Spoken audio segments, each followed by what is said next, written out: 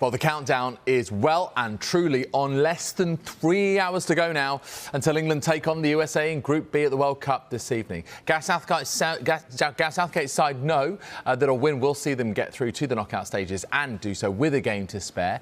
Let's get more on this and cross once again live to our team out in Qatar. Rob Dorset and Kaveh Solikol, over to you guys. Thanks, David. Yeah, we'd like to tell you the atmosphere is building outside the Al Bayt Stadium. It's not really yet, is it? We've seen an awful lot of stewards and security staff arrive, but a lot of the England supporters, as I understand it, are flying in from Dubai today for this game. So we expect the numbers to... Yeah, you're wondering where they are now, aren't you? Yeah, there's still 3 hours to go to kick-off. Normally, before games, you always get reporters saying the atmosphere is really building. The atmosphere is not building because there's nobody here. There's lots of stewards. The air conditioning's been turned on, the lights have been turned on, but no supporters yet. I think that is because this is the one stadium that's quite hard to get to. It's a long way from north. The centre of Doha, yeah. And there's no, the metro doesn't come out here.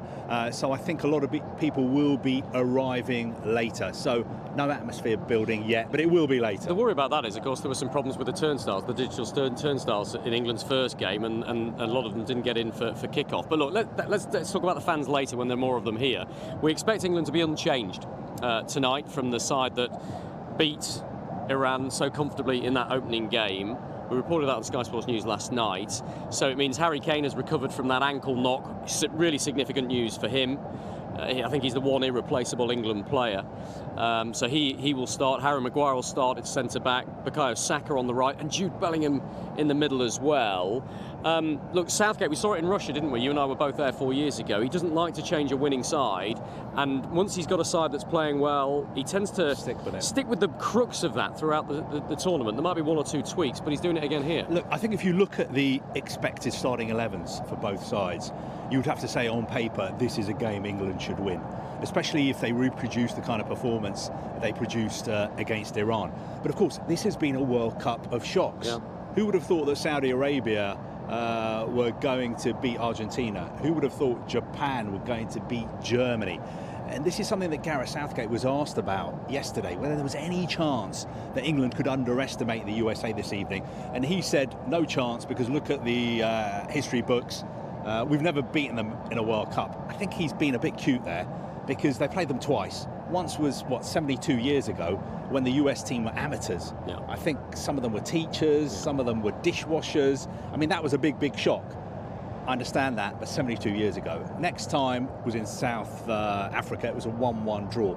All the other times, I think England have played the USA, they have beaten them. So on paper, this is a game England should win, but we've seen upsets at this World Cup. And I think the point is that Southgate's very aware that the USA will bring they're one of the youngest squads in this tournament, and they will bring a vigour and energy, particularly in midfield. They will close England down all over the pitch. England won't get the same sort of time on the ball you would expect that they got against Iran, who you and I were there. We saw after the first goal went in, with everything that they're dealing with in their home country, that they physically deflated a little bit. Don't expect the USA to do that today. But Southgate called before the game against Iran for patience. I get the feeling today is a day when England are going to need patience. I think this USA team will press England all the way, but they may tire later on. And that's where the substitutes, we can have 5, remember, in this World Cup, could absolutely play into England's hands. You know, you've got Phil Foden on the bench, you've got Marcus Rashford on the bench, you've got Jack Grealish on the bench, you've got Callum Wilson on the bench, who came on and set up Jack Grealish for one of the goals the other day. Real options, game changers that he can call on maybe when the USA are tiring. I think perfect scenario for Gareth Southgate is England win this evening, 6 points. They've got into the knockout stages. He can make a lot of changes for that game against Wales. Some of the players you mentioned who we haven't seen starting games can start on Tuesday. Give players like Harry Kane a bit of a rest. But we shouldn't really be getting ahead of ourselves. Although I think as far as Wales are concerned, that's the perfect result for them. What, an England win? England win this evening. That means that Gareth Southgate rings the changes for Tuesday night. That gives Wales more of a chance to beat England. Yeah, and look, I think you're absolutely It's right. happened before. Yeah, we were there. We were yeah. there in Russia, and England had won their first 2 games. The final group game against Belgium was a dead rubber. Gareth Southgate made a lot of changes, gave some game time to the more fringe players, shall we say. England lost 1-0 to Belgium, but you and I were there, and we know that Gareth Southgate knew, he didn't say this publicly, but it was a much easier route for England through the tournament if they finished second in that group. That's not the case here, because England could come up against France in the quarterfinals. So it's a slightly different scenario, but I think you're absolutely right. He'll want to win and win handsomely. But I have a bit of a concern about Harry Kane. We know he's fit, we know he's going to start.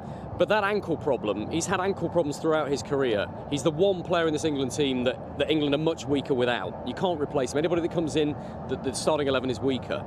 And the US will know that maybe he is carrying a bit of an ankle injury. That could be something that they perhaps target. You know, when it comes to... They got 4 yellow cards against Wales, by the way. They were very physical. Yeah, sometimes I was listening to the commentary on the Iran game today. When they're like foreign teams, a lot of the commentators are always talking about how they're masters of the dark arts, as if it's only the foreign teams who do things like that. Good point. But everybody does it. You talk to Premier League players, English players, Welsh players, wherever they come from. I think some of the US players, I'm not going to say that they're going to start kicking lumps out of Harry Kane, but they will know that there may be a slight concern about him. One other thing I wanted to talk about is, one of your fans has been watching you today, and he said, I've heard Rob talk a lot about VAR controversies, and this person is an expert on VAR, and I'm not an expert, but he said to me, I've heard Rob say today that the VAR calls in the first game were wrong. And the FA have complained to FIFA about it. They put a report and they say they're waiting to hear back. And he said to me, look, if you look at the rule book, they were actually totally the right calls, because on the... You're not convinced, are you?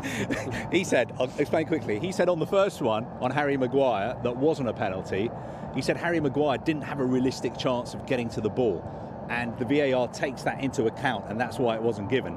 And also, they both had their arms around each other. He said on the second one, the penalty that Iran did get, you could see clearly that John Stones did pull the Iranian player's shirt, and the Iranian player had a chance of connecting with the ball. That is why it was given. That he just wanted me to pass on that message to you. That's very kind of you, man. Thanks for doing that. You're just the messenger here. I love it. Yeah, okay, brilliant. Look, let's finish by talking about the One Love armband. You and I have spent the last 7 days talking about the One Love armband and the fact that England wanted to wear it in their opening game against Iran, but didn't, because FIFA, hours before kickoff, threatened them with sporting sanctions. Harry Kane might have had a 1-game ban if he wore it. We don't really expect to see any sort of protest tonight from this England side, similar to the one that Germany did. Remember, we saw the Germans cup their hands over their mouths in indication that they felt they'd been gagged by FIFA. Yeah, at that news conference with Gareth Southgate and Harry Maguire last night, it was a long news conference, lasted about half an hour, a lot of questions about armbands. The sense I got from Gareth Southgate is that he was saying, I'm a football coach, let me coach the football team, and let the senior executives at the FA take care of everything else. And one very revealing question was put to Harry Maguire. He was asked, have you as a team sat down and discussed whether you might do something like the Germany team did? And I think Harry Maguire said, it's something that we will do. We're planning on sitting down and discussing it. So to me, it didn't sound like they'd already done it.